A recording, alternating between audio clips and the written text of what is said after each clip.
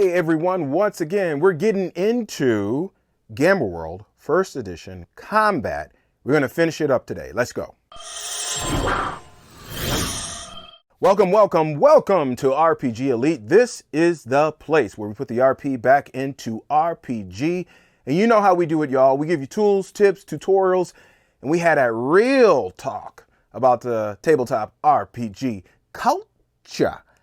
And this last video on Tuesday, well, I said in that video that people were like hovering over the unsubscribe button. Well, I wasn't wrong. I had, I don't know, a handful of unsubscribes, probably about 15, 20 people unsubscribed. And I was like, yeah, well, you know. And that's the way the cookie crumbles. But it's water off of a duck's back. I called it. I just knew. Because, folks, a brother, he be seeing them cats coming at the horizon. So I know what's up. And in the interim, I gained more subscribers. So it is what it is, right? All right, today, first edition Gamma World Combat. And this is kind of a shorter video because I didn't want the video to go long. I don't like my normal videos to go longer than 25 minutes. So I wanted to put this as a separate video. I told you guys you were going to get an extra video, and here it is right now.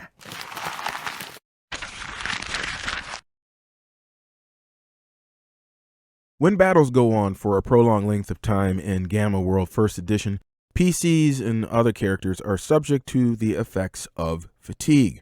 Now, this is reflected in the fatigue factor matrices, and the two things which are affected are the weapon class and armor class. Starting on round 11, depending on what weapon a PC has, they will begin to lose their effectiveness at using the weapon. In the same token, they will not be able to move as well in their armor. The rules say to subtract from the weapon and armor class to reflect this. However, it doesn't always result in a penalty. Sometimes it gets easier. So let me explain. In the last video, I introduced to you Mirabaldo, who was taking on two arcs. Now, Mirabaldo has a short sword. This has a weapon class of 3. We determined his THAC target number was 15. Now, for the sake of argument, we'll say this battle has gone on for 14 rounds.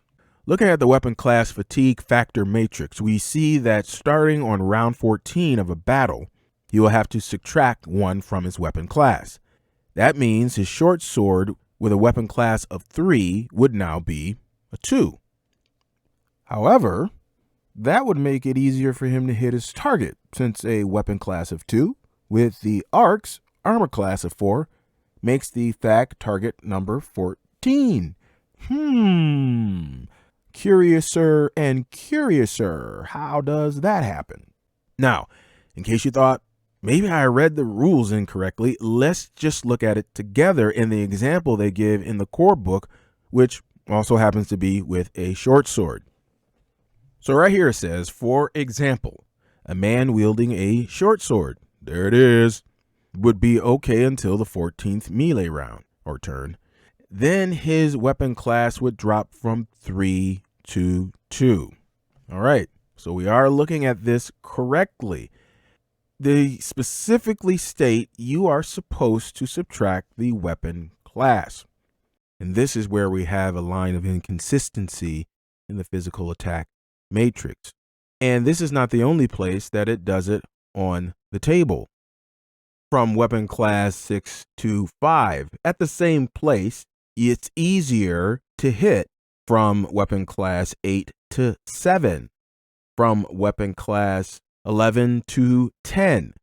So you can see across the board here that there is this level of inconsistency, because it would make sense if your THAC target number raised, but it is not the case.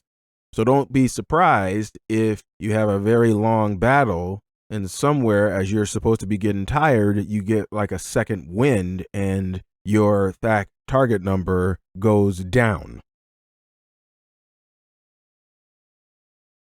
Now, when it comes to armor class, it's not an actual subtraction, but addition, making the armor class worse than what it is. And remember, the higher the armor class number in Gamma World First Edition, the worse it is. So on round 15, and Mirabaldo does have an armor class of 5. So on round 15, his armor class of 5 would then turn into an armor class of 6.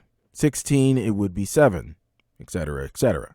Now, I need to point out, just to make it clear, the penalties are not cumulative. So you don't subtract 1, then subtract 3 in the next round. You simply subtract from the original number depending on the round you are in. Now, fatigue can be mitigated if a character has exceptional strength.